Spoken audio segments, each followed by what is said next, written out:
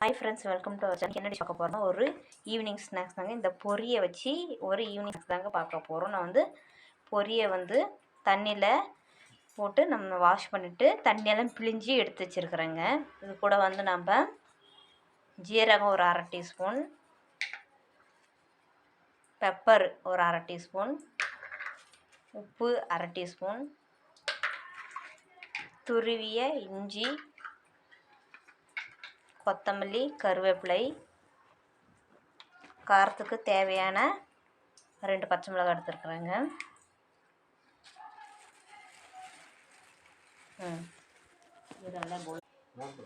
அப்போ அரிசி மாவு 2 டீஸ்பூன் ஆட் பண்ணிக்கலாங்க.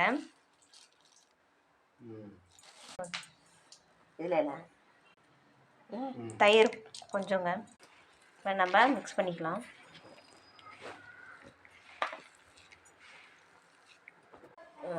பாருங்க ஃப்ரெண்ட்ஸ், இந்த மாதிரி நம்ம வடைகளாக தட்டி எடுத்து வச்சுக்கலாம்.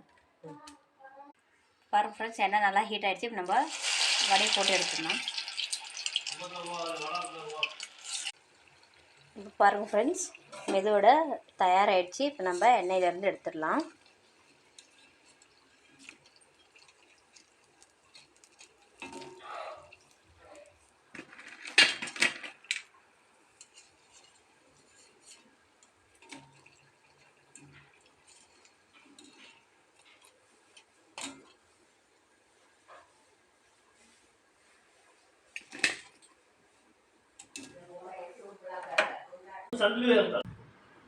பாருங்க ஃப்ரெண்ட்ஸ், பொரி மெதுவடை தயாராகிடுச்சிங்க. நீங்களும் இந்த டிஷ்ஷை வீட்டில் செஞ்சு பாருங்கள். தொட்டுக்கிறதுக்கு சட்னி, டொமேட்டோ சாஸ் ஆப்டாக இருக்கும்.